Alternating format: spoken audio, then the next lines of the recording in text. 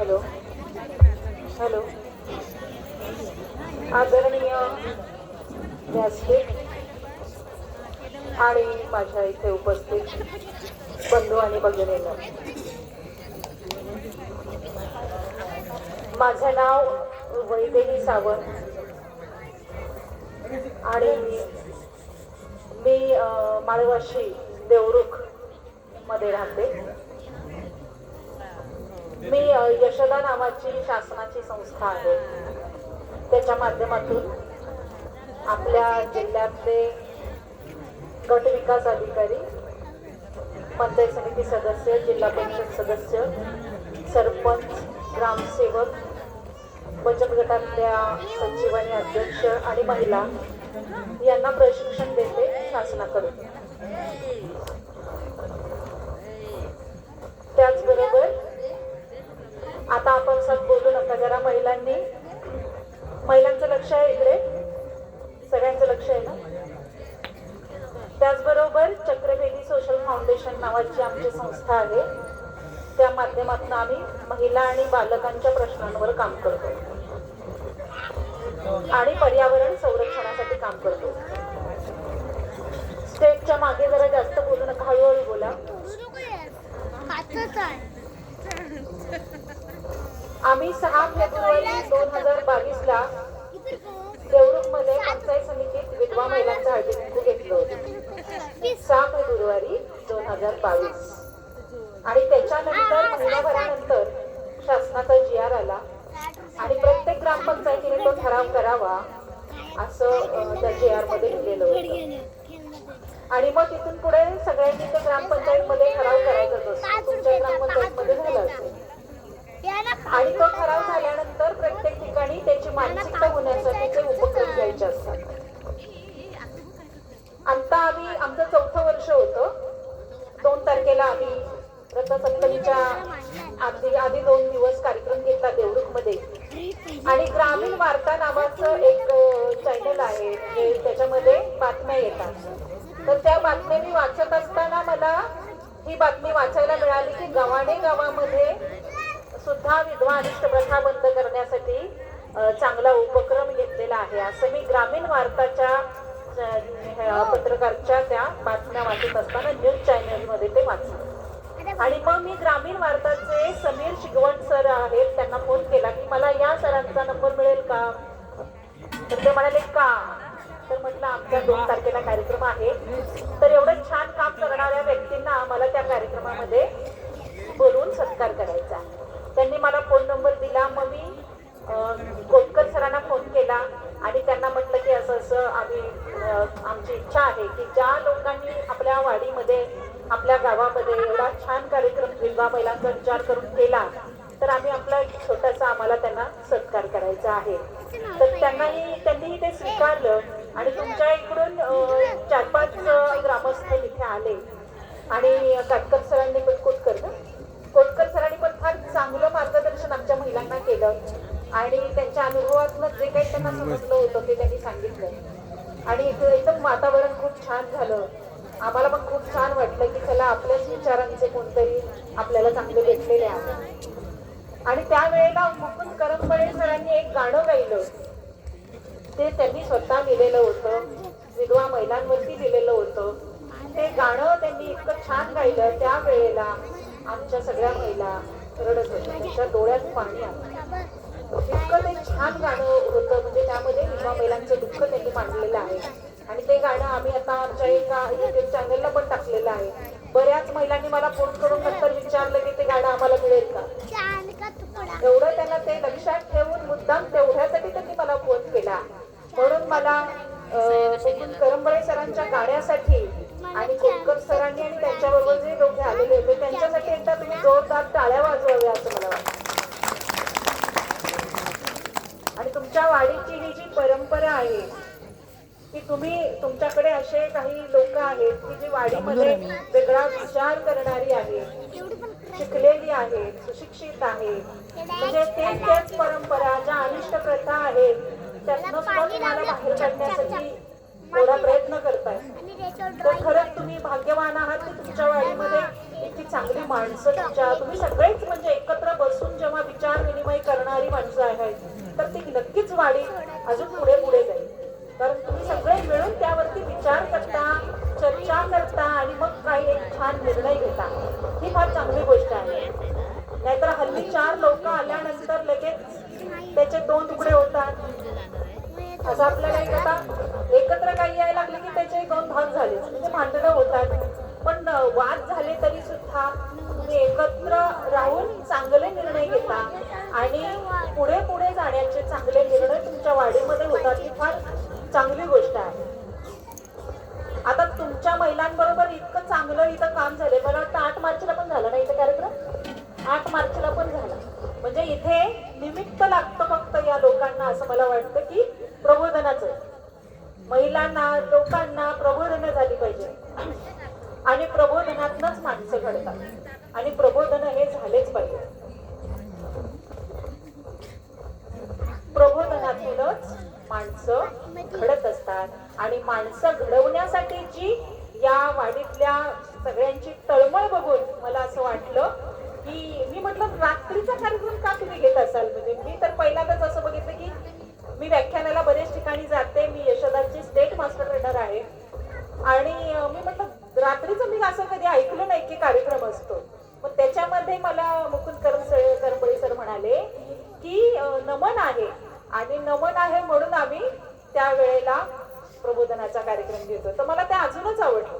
कारण आत्ताच आमची माळवाशीमध्ये यात्रा झाली 2 दिवसापूर्वी आणि त्या नमनाच्या वेळेला तुमच्याच लांजातलं मांडवकर वाडी म्हणून नमन होतं ना. हा, आजगे मांडवकर वाडीतलं नमन होतं आणि मी ते वाचलं लांजा म्हणून. तर मी त्यांना बक्षीस कलाकार म्हटल्यानंतर मला थोडं आवडतं, म्हणजे कलाकारांविषयी मला जिव्हाळा आहे. तर मी त्यांना मागे जाऊन बक्षीस म्हणून देत होते की बाबा आमच्या संस्थेकडून आपल्याला ते थोडी माझ्याकडून बक्षीस. तर ते म्हणाले की नाव त्यांनी लिहून घेतलं चक्रभेदी सोशल फाउंडेशन कडून म्हटलं. आणि त्यावेळेला मी त्यांना सांगितलं की तुमच्याकडून असे आमच्याकडे आले होते आणि तो मी फोटो पण त्यांना दाखवला की बघा हा आमचा कार्यक्रम झालेला, त्यामध्ये हे सगळे होते आलेले. आणि मग ते म्हणाले की तुम्ही होतात का त्या कार्यक्रमाला. म्हटलं नाही. परंतु अशा काही इथली माणसं आहेत की प्रबोधनाचे कार्यक्रम तुम्ही नमनामधून घेता. तर त्यावेळेला माझ्या मनात विचार आला की एवढं छान नमन आहे आणि इतकी लोक, सगळा गाव तिथे जमलेला होता. मुंबईवरून माणसं आलेली होती, एवढी पुण्यावरून आलेली माणसं होती. आणि माझ्या मनात विचार आलं, मी त्यांना बोलून पण दाखवला. मी म्हटलं असं नमनाच्या वेळेला प्रबोधन झाली पाहिजे. असं मी 2 दिवसापूर्वी माझ्या मनात विचार तिथे आला नमनाच्या ठिकाणी. आणि बरोबर मला मुकुंद करंबळे सर म्हणाले नाही नमन आहे ना म्हणून प्रबोधनाचे कार्यक्रम घेतोय. ते मला जास्त आवडलं. म्हटलं एवढी धडपड करणारी जर वाडीतली माणसं असतील तर मग आपण जाऊया. आणि या धडपडणाऱ्या माणसांच्या विचाराला पुढे नेण्यासाठी माझा जर कुठे हातभार लागत असेल तर मलाही ते छान वाटेल, म्हणून मी इथपर्यंत आले. महिलांनी जरा आता बोलू नका जास्त. मला वाटतं आता तुम्ही विधवा महिलांचं झालंय म्हटल्यानंतर तुम्ही सगळे हेच करत असाल. म्हणजे तुमचं मानसिकता झालेली आहे की कुठलीही कुणाचाही नवरा वारल्यानंतर तिचं बांगडी फोडणं, तिचं कुंकू पुसणं, तिची जोडवी काढणं, तिला लग्नाच्या कार्यामध्ये, पूजेच्या कार्यामध्ये समोर न येणं, तिला पूजेला कधीही न बसवणं, अशा ज्या काही अनिष्ट प्रथा आहेत त्या तुम्ही मोडीत काढल्याच असतील असं मला आता. एकूण तुम्ही एवढे प्रबोधनाचे कार्यक्रम ऐकता म्हटल्यानंतर तुमची विचारांची पातळी नक्कीच उंचावलेली असेल आणि तुम्ही असं काही करत नसाल.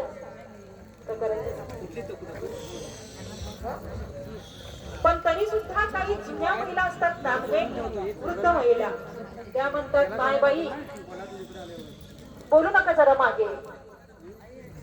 मी एसटीतून जात होते आत्ताच 2-4 दिवसापूर्वी, नाही 8 मार्चला पाचेरी आगर गुहागरचं माहितीये का. पाचेरी आगर गुहागर मधलं गाव, तिथे मी जात होते आणि प्रवासात जाताना माझ्या शेजारी 2 महिला बसलेल्या होत्या. त्या विधवा होत्या आणि मी त्यांना असं सांगायला लागले की आमचं काम म्हटलं आम्ही विधवा महिलांना मान सन्मान देण्याचं आणि त्यांची जी अनिष्ट प्रथा आहे त्यातनं त्यांना बाहेर काढण्याचं काम करतो. तर त्यातली एक आजी म्हणाली नाही ते चुकीचं आहे, पण ते चुकीचं आहे. मला वाटलं असं त्या म्हणतायत की तिला हळदी कुंकू लावत नाही हे चुकीचं आहे असं ह्यांना म्हणायचंय. तर मी म्हटलं होय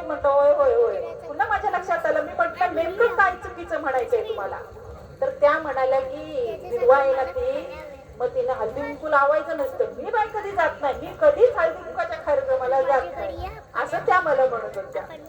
मग मी म्हटलं की असं काही नाहीये, आम्ही असा विचार मांडतो की हळदी कुंकू हे त्या मुली ती जेव्हा लहान होती तेव्हापासूनच तिला लावत आलेले आहे. बरोबर की नाही?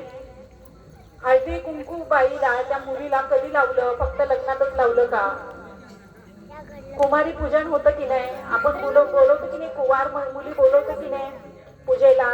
तेव्हा तिला हळदी कुंकू लावतो की नाही? मग तेव्हा नवरा असतो का तिचा? तरी तिला लावतो. म्हणजे तिचा नवरा नसतो तरी तिला आपण हळदी कुंकू लावतो असं मी त्यांना सांगितलं. तर त्यातली एक बाई म्हणाली, होय होय ते आईने दिलेलं आहे, लहानपणापासून जो आईने दिलेलं आहे ते काही काढायची गरज नाही. या म्हणतात त्या बरोबर आहे. पुन्हा मी त्यांना काही समजून सांगितलं तरी तिची शेजारच्या ताई मात्र ऐकत नव्हत्या. त्या म्हटल्या नाही नाही ते चुकीचंच आहे, असं नसतंही करायचं. असं नाही बाय, एकदा तो गेलाय ना मान, एकदा आपला मान गेलाय ना मग तो गेला, मग तो आयुष्यात कधी हळदी कुंकू लावायचं नाही. तेव्हा मी त्यांना म्हटलं बरोबर आहे. जेव्हा पूर्वी सतीची प्रथा होती, पूर्वी बायका सती जात होत्या, माहिती आहे ना? माहिती आहे की नाही? मला सगळ्यांचे चेहरे दिसत आहेत, तिथूनच मला असं असं असं असं केलं तरी कळेल सगळं. पण करा काहीतरी असं, म्हणजे असं नको, असं असं काहीतरी करा. पूर्वी बायका सती जात होत्या की नाही? हा, नवरा वारला की तिला त्या चितेवरती बसून त्याच्या चितेवर बसून तिला पेटवून टाकायचे आणि कडेला माणसं काठ्या घेऊन असायचे. का तर ती ओरडून बाहेर यायला लागली की परत तिला ढकलून त्या चितेमध्ये जाळूनच टाकायचं. मग आज जळतात का बायका? आज जळतात का बायका? आज सती जातात का बायका? नाही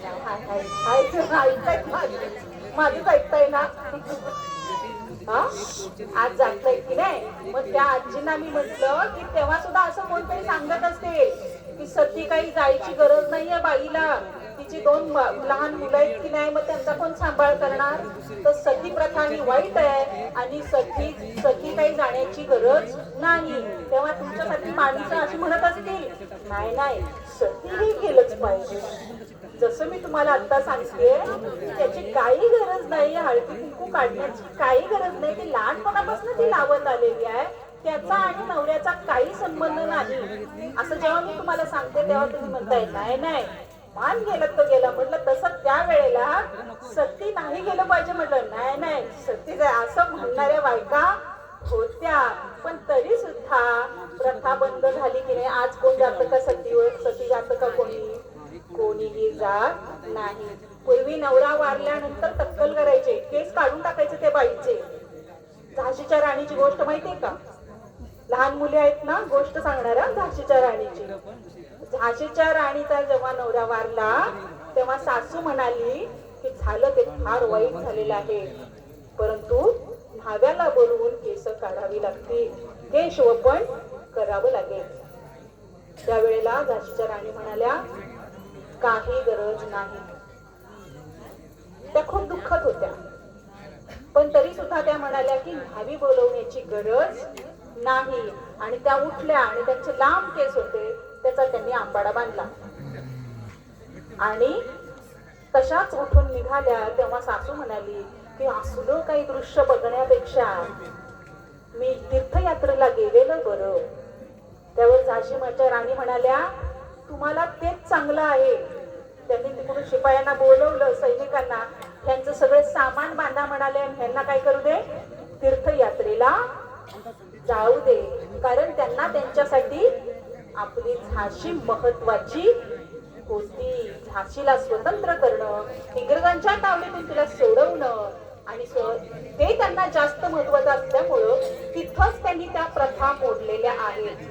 आपला इतिहास आपल्याला सांगतो की आपण पूर्वीच्या बायकांनी तो प्रथा मोडलेल्या आहेत. म्हणजे विधवा झाल्यानंतर कुंकू लावायचं नसतं, नटायचं नसतं, केशवपन करायचं असतं. या सगळ्या प्रथा झाशीच्या राणीपासूनच तोडलेल्या आहेत. त्या राणीनेच तेव्हा नाही सांगितलेलं आहे आणि ती नटून थटूनच दरबारात गेलेली आहे. दुसऱ्या दिवशी जशी होती तशीच ती गेली.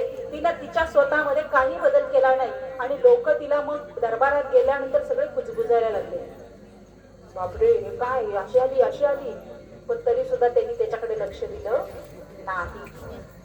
जिजाऊ माहितीये ना, जिजाऊ त्या सती गेल्या असत्या तर छत्रपती शिवाजी महाराज निर्माण झाले नसते, तयार झाले नसते आणि स्वराज्याचं स्वप्न सुद्धा आपल्याला बघता आलं नसतं. आज ज्या आपण तुम्ही आम्ही आनंदात आहोत तो दिवस उजाडला नसता तर जिजामाता सती गेल्या असत्या. म्हणजे त्या वेळेला सुद्धा त्यांनी त्या प्रथा परंपरा मोडलेल्या आहेत. मग आपण काय, आपण सुद्धा त्या जुनाट प्रथांना चिटकून राहायचं नाही, कारण या सगळ्यांमुळे पुढच्या पिढीला त्रास होतोय.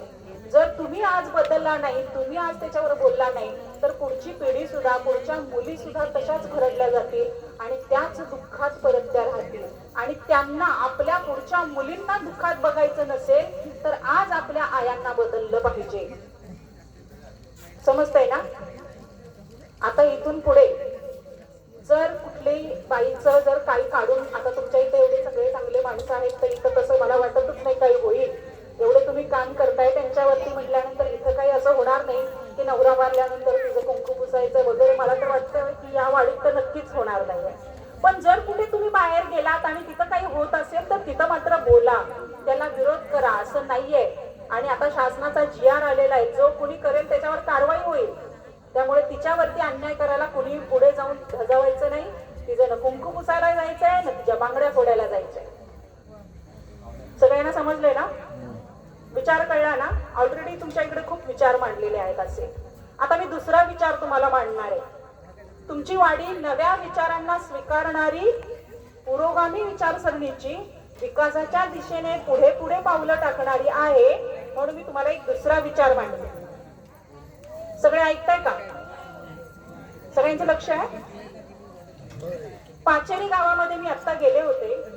चक्रभेदी सोशल फाउंडेशन संस्था ही अनिष्ट प्रथांना मुठमाती देण्याचं काम करते.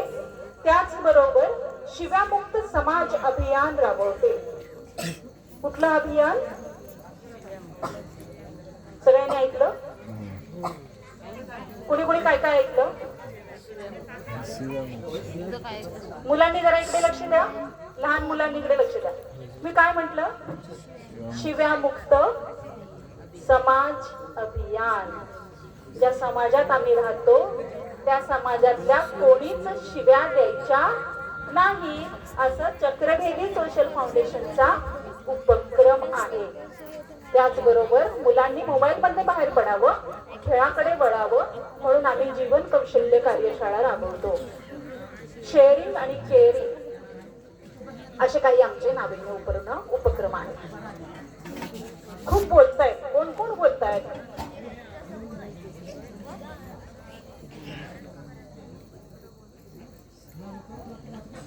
असा माईक जरा थांबला की सगळ्यांना वाटतं काय झालं, गडबड थांबली वाटतं, जरा काहीतरी थांबलंय वाटतं.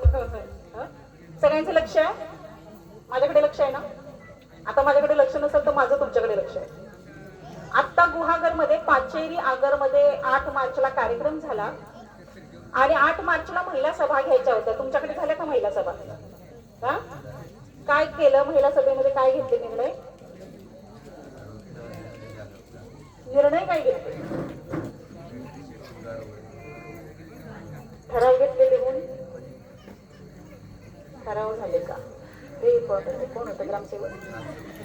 ठराव घेतलेला. तिथे सुद्धा असंच आमचा आगर, पाचेरी आगरला गुहागरमध्ये असा कार्यक्रम चालू होता, महिला सभेचा होता. ग्रामसेवक आलेले होते, असे तुमच्यासारखे चांगले सुजाण नागरिक होते. आणि मी सरपंचांना ट्रेनिंग देते. मी कोकण विभागातल्या सगळ्या सरपंचांना प्रशिक्षण दिलेलं आहे. तर माझ्या शेजारी बसलेले जे सर होते ते पंचायत समिती सदस्य होते, रवींद्र आंबेकर. आणि त्यांच्या खूप हुशार, म्हणजे थोड्या मी जसं बोलायला लागले तसं त्यांच्या लक्षात आलं, मॅडम म्हणजे तुम्ही आम्हाला ट्रेनिंगला होतात, मी सरपंच असताना तुम्ही मला ट्रेनिंग दिलेलं आहे. म्हणजे असं कुठल्या गावात गेले की कोण ना कोणतरी माझ्या ट्रेनला कधीतरी असतं. आणि ते सरपंच, मला वाटतं इकडचे पण सरपंच मला नक्की ओळखत असणार जर माझ्या वर्गात असतील तर. आणि तिथे आम्ही मग तो ठराव घेतले, एक ठराव घेतले. महिलांना म्हटलं की काय तुम्हाला अडचणी आहेत बोला. आणि मग त्या बोलायला लागल्या. सुरुवातीला बोलत नव्हत्या. त्या पहिला म्हटलं डॉक्टर नाहीये, नंतर म्हटलं शैक्षणिक सहल, असे ठराव घेतले आम्ही. बालस्नेही गावामध्ये मुलांना ड्रायफ्रूट आणि सगळ्यात शेवटचा ठराव त्यांना मी म्हटलं आमची संस्था शिव्यामुक्त समाज अभियान राबवते, तर तुम्हाला चालेल का? शिव्यामुक्त गाव झालेला तुम्हाला चालेल का? तर महिलांनी तो विषय लगेच उचलून धरला. होय होय म्हटल्या, शिव्या हैराण झालेल्या, शिव्या बंद झाले तर बरं होईल. आणि मग तो ठराव घेतलाय त्यांच्या इथे. आणि कोकणातलं पहिलं गाव आहे ते की ज्यांनी शिव्यामुक्त गावाचा महिलांनी 8 मार्चच्या महिला दिनाच्या निमित्ताने ठराव घेतलेला आहे की आमचं गाव आम्हाला शिव्यामुक्त करायचं आहे. त्याच्यासाठी तुम्ही त्या गावातल्या त्या माणसांसाठी आणि त्या महिलांसाठी जोरदार टाळ्या वाजवा.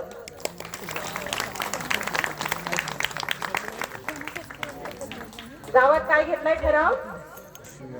कुणीही शिवी द्यायची नाही. आता पुरुषांचा अवघड झालं, ते शिवी काय काम होत नाही. तिथे होते पुरुष बसलेले, त्यातले एक जण भाषण करायला लागले आणि भाषणात म्हणाले जर चुकून आम्ही दिल्यास तर आम्हाला माफी सवय आहे ना. मग त्यातला म्हटलं दिल्या तर काय करणार? महिलांना म्हटलं जर शिव्या दिल्या मग तुम्ही काय करणार? तर त्या महिला म्हणाल्या 500 रुपये दंड. जो जे कोणी काही असली तरी जे कोणी शिवी देईल तिला काय म्हटलं तुमची भरपूर कमाई होणार आहे. पण तुम्ही सुद्धा तुमच्या वाडीमध्ये तुम्ही नाविन्यपूर्ण करताना, जर तुम्ही नाविन्यपूर्ण नवीन करताना विधवा अनिष्ट प्रथा बंद करण्याचा तुम्ही ठराव घेतलात आणि एवढे छान कार्यक्रम घेतले, तसा हा कार्यक्रम घ्या. तुमच्या वाडीमध्ये अख्खा कुणी शिवी नाही केली पाहिजे. चालेल का? महिलांना चालेल का? 8 मार्चचाच कार्यक्रम हा जो आहे असं इकडे चालेल म्हणाले, पण इकडून काही येत नाही. चालेल? तुमच्या वाडीत घ्या ना ठराव. घेऊ शकताय ना? वाडीत घेऊ शकताय ना? हा, वाडीत, तुमच्या वाडीत घ्या, गावात जाऊ दे, तुमच्या वाडीत ठराव घ्या. कारण काय आहे, अपशब्द जे आहेत, शिव्या काही चांगल्या असतात का? सगळ्यांनी माझ्याशी बोलायचंय. शिव्या चांगल्या आहेत की वाईट आहेत? वाईट आहे. ते कॅमेरा जरा फिरवा तिकडे, माझ्याकडेच नको होती माणसं मला. तिकडे पण इकडे या, तुम्ही इकडे या, कंटाळा नाही करायचं. मी तिकडे बसतो. आता मी विचारणार तेव्हा घ्यायचं व्यवस्थित. शिव्या देणं चांगलं की वाईट? वाईट. आपण इकडे काय कोपऱ्यात काय वाटत नाही, चांगलं वाटतंय. शिव्या एका सुरात मला भरपूर मोठा आवाज पाहिजे. शिव्या देणं चांगलं आहे की वाईट आहे? मग शिव्या देणं बंद झालं पाहिजे का चालूच राहिलं पाहिजे? बंद झालं पाहिजे. मग जे वाईट आहे ते आपण का करतो? बरोबर ना? जे चांगलं आहे ते करूया, चांगले शब्द बोलूया, चांगलं बोललं की चांगलं घडेल. गुंड प्रवृत्तीला सुरुवात कुठून होते? शिव्या. बरोबर आहे ना भाऊ? पटतंय ना? हा, इथं मी नुसतं भाषण करून जाणार नाहीये. त्या भाषणात काहीतरी मला हवंय आणि तुमचं पण त्यामध्ये काहीतरी, तुम्हाला पण काहीतरी मिळालं पाहिजे. तर तुमच्या वाडीमध्ये सगळ्यांचे लक्ष आहे. चर्चा सुरू झाली. आता शिव्या द्यायचे बंद केले तर काय अवघड होणार आहे? हा, काही नाही होत, काही होत नाही. मग राग आला की करायचं काय? बरोबर ना? मागे जरा बोलू नका, स्टेजच्या मागे बोलू नका प्लीज. राग आला की काय करायचं? शिवी. राग आणि शिवी, राग आणि शिवी. काय नवरा बायकोपेक्षा जवळच नाही, राग आणि शिवी. पण राग आंधळा असतो. रागाच्या भरात काय काय वाईट झालेला आहे आपण किती बघितलेला आहे ना. मग राग हा वाईट आहे. राग शत्रू आहे माणसाचा. क्रोध आहे ना, मनातले जे राक्षस आहे. बैठकीला वगैरे जात असेल तर तुम्ही ऐकत असाल, म्हणजे इतर ठिकाणी धार्मिक मंदिरामध्ये सुद्धा है ना, राग, द्वेष, मद, मत्सर, ह्या सगळ्या भावना काय मनातले राक्षस आहेत ते. मग त्याला कशाला जास्त फुलवता ना, राग आणि शिवी देऊन? त्यापेक्षा प्रेम फुलवूया, प्रेमाने राहूया. कशाला राग? प्रेमाने एकमेकांशी राहूया, चांगलं बोलूया. पटतंय ना? पटतंय की नाही पटत आहे?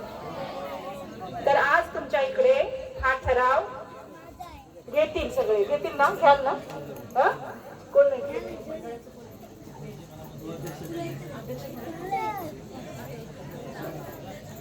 हा? बोला ना.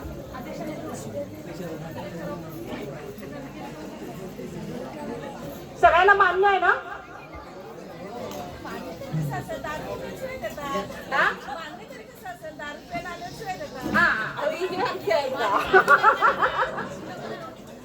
बरोबर आहे. हा, काय होतंय, पहिला दारू, मग राग, मग शिव्या, आणि मग भांडणं, मग मारामारी. म्हणजे मूळ दारू आहे का? मग दारू वाढीत नाही आली पाहिजे.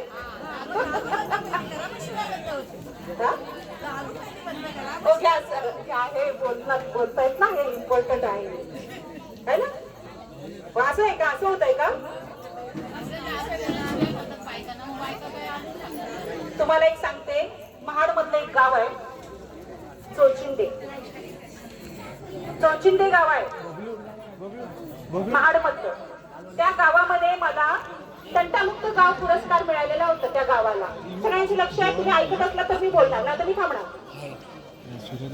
तंटामुक्त गावाचा पुरस्कार त्या गावाला मिळालेला होता. त्या गावाचं शासनाने मला संशोधन करण्यासाठी पाठवलं होतं. तर त्या गावातल्या मी ग्रामस्थांशी बोलले, तर ते म्हणाले, आमच्या गावामध्ये दारू म्हणजे असं पाणी कसं धबधबा वाटतो ना, तसं दारूची दुकानं वगैरे होती. मग तंटामुक्ती गाव पुरस्कार मिळून त्यांना ते 1 लाखाचं बक्षीस मिळालं. तर ते कसं काय मिळवलं तुम्ही, असं मी त्यांना विचारलं. त्यावेळेला त्यांनी सांगितलं की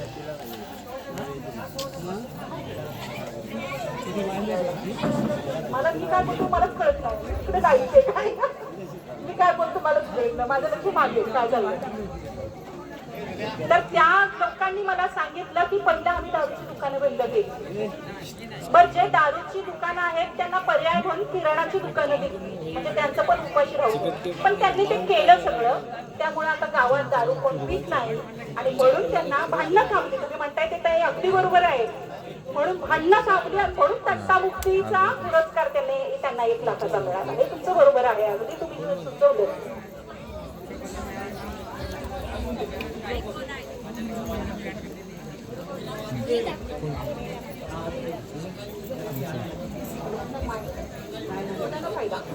तर तुमचं ते बरोबर आहे, म्हणजे खूप मोठा गहन विषय आहे तो सगळा. पण तुम्ही तुर्तास एवढाच ठराव घ्या की आपल्याला शिव्यामुक्त तुमची वाडी, शिव्यामुक्त वाडी असा तुमचा एक ठराव तुम्ही घेऊ शकता. आता एक आपण शपथ घेऊया आणि मग थांबूया, ठीक आहे?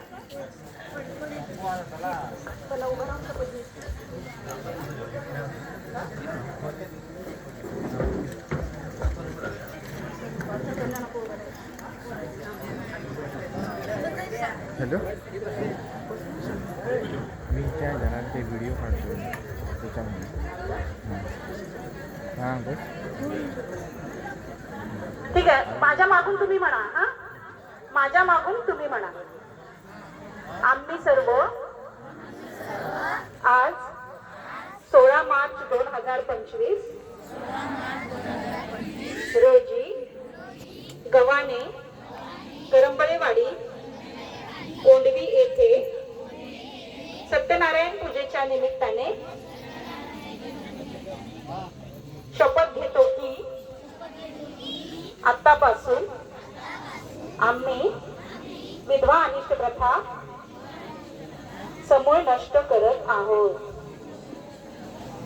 विधवा महिलांना समाजात मान सन्मान देऊन नवरा वारल्यानंतर तिचे कुंकू पुसणे, जोडवी काढणे, मंगळसूत्र तोडणे, सण उत्सवात समोर न येणे, हे सर्व बंद करत आहोत. तिलाही नटण्या थटण्याचा, सार्वजनिक सण उत्सवात सहभागी होण्याचा अधिकार आहे. आजपासून आम्ही विधवांना हळदी कुंकवाला बोलवू, सार्वजनिक पूजेचा नैवेद्य तिलाच करण्याचा मान देऊ, तसेच शिव्या देणार नाही. जे शिव्या देतील त्याला कडाडून विरोध करू. निसर्गाचं रक्षण करू. प्लास्टिकचा वापर खूप कमी करू. झाडे लावू, झाडे जगवू. अनिष्ट प्रथांना मूठ माती देऊन नवीन पर्यावरण, सांस्कृतिक, सामाजिक रक्षणाच्या परंपरांचा मनापासून स्वीकार करू. छान. लाईट बंद करू नये. तर आता आपण सगळ्यांनी छान शपथ घेतलेली आहे. आपल्याला खूप झाडं लावायची आहेत. तापमान वाढायला लागलेलं आहे. आता आम्ही एक योजना मी सांगते तुम्हाला. ज्या विधवा महिला असतील, मी सरांकडे कागद दिलेले आहेत, मुकुंद करंबळे सरांकडे. 18 वर्षाच्या आत ज्यांना 2 मुलं आहेत त्यांना एका मुलाला 2250 रुपये, एका मुलाला दर महिन्याला, आणि 2 मुलं असतील तर 4500 रुपये त्या मुलाला मिळतात.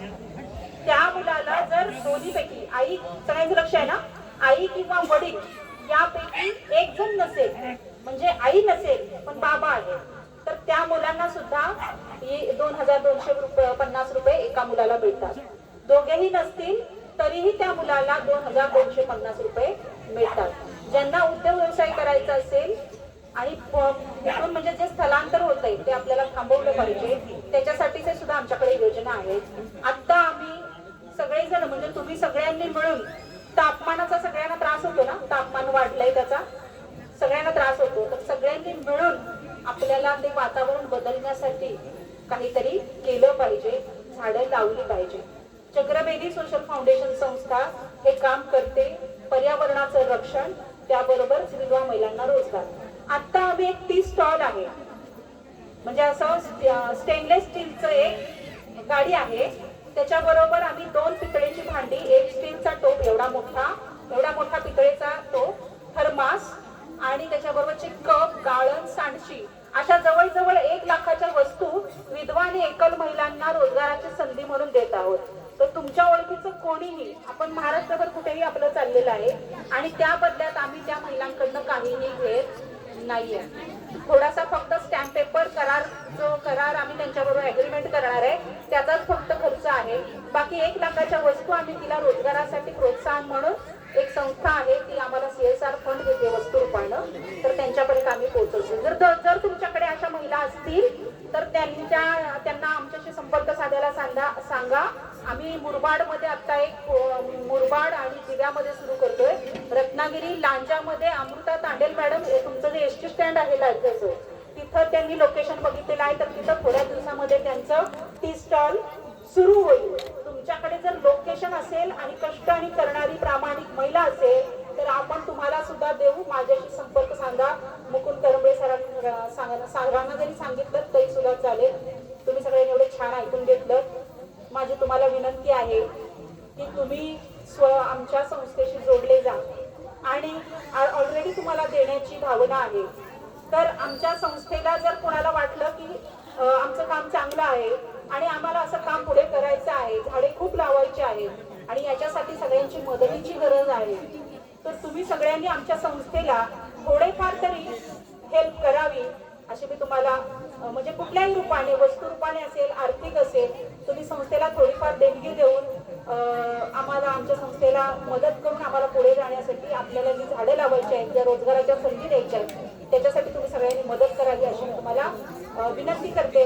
आणि इथं सगळ्यांनी मला बोलवलं आणि बोलण्याची संधी दिली, याबद्दल तुम्हाला सगळ्यांचे खूप खूप आभार मानते. Thank you so much.